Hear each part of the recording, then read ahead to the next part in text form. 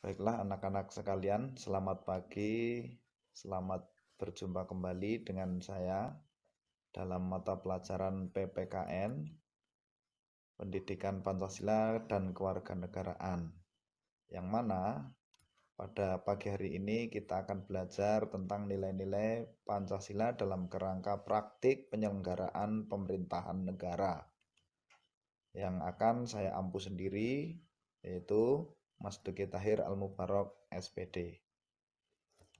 Baiklah, anak-anakku, untuk KD yang akan kita pelajari pada pertemuan kali ini adalah KD 31, yaitu KD pengetahuan, yang mana KD ini adalah menganalisis nilai-nilai Pancasila dalam kerangka praktik penyelenggaraan pemerintahan negara.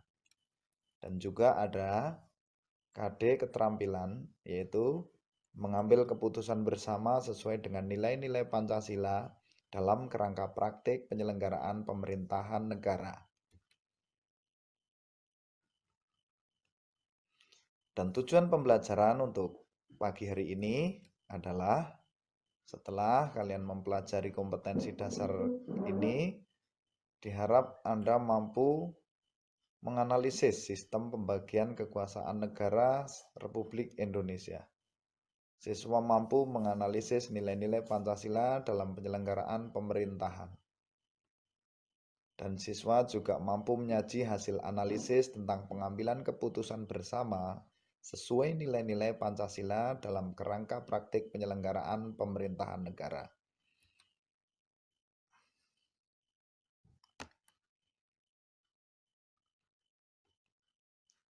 Sebelumnya, Assalamualaikum warahmatullahi wabarakatuh. Jangan lupa marilah kita berdoa untuk memulainya dengan membaca basmalah bersama. Bismillahirrahmanirrahim. Kita masuk ke materi, anak-anak. Yang materi pertama adalah sistem pembagian kekuasaan negara Republik Indonesia. Nah, menurut beberapa tokoh di sini, menurut ada John Locke, ini pembagian kekuasaan ini dibagi menjadi 3. Ya. Yang pertama adalah kekuasaan legislatif, kekuasaan eksekutif, dan kekuasaan federatif. Dan juga ada juga menurut Montesquieu. Montesquieu ini adalah tokoh yang sangat terkenal dan tentunya kamu tahu, nanti silahkan dicari di internet atau di buku siapa Montesquieu itu. Ya. Menurut Montesquieu itu kekuasaan dibagi atas kekuasaan legislatif, kekuasaan eksekutif, dan kekuasaan yudikatif. Nah, dari kedua teori yang kami sampaikan menurut dua tokoh tadi, Indonesia menganut teori yang mana?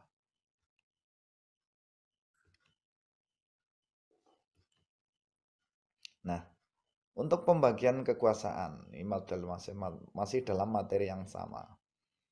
Kalau pembukaan kekuasaan itu ada 2 juga. Yang pertama adalah vertikal, dan yang kedua adalah horizontal. Nah, apa maksud dari kedua macam pembagian kekuasaan tersebut? Nanti kamu juga bisa cari di buku ya, tentang pembagian kekuasaan itu. Oke?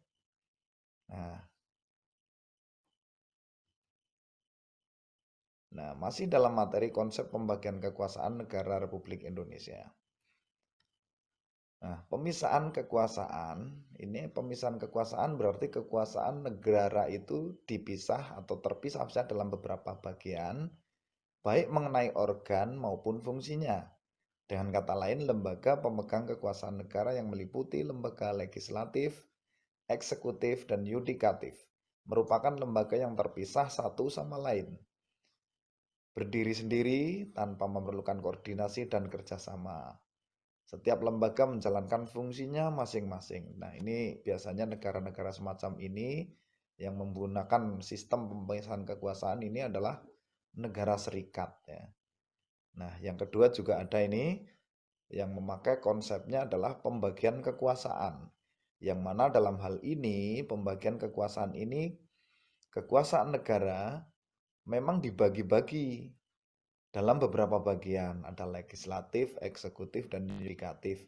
Tetapi adalah sesuatu hal yang tidak terpisahkan. Hal ini membawa konsekuensi bahwa di antara bagian-bagian itu dimungkinkan ada koordinasi atau kerjasama. Nah, Indonesia menganut teori yang mana? Silahkan kalian cari juga, ini juga nanti sebagai tugas kalian, oke? Kita lanjut. Nah, selanjutnya kalian bisa baca buku siswa PPKN kelas 10 bab 1 sampai bab 1 ya, halaman 1 sampai 8. Oke. Nah, mungkin materi yang saya sampaikan pagi hari ini cukup sekian dan jangan sia-siakan waktumu tanpa belajar, oke? Saya akhiri. Wassalamualaikum warahmatullahi wabarakatuh.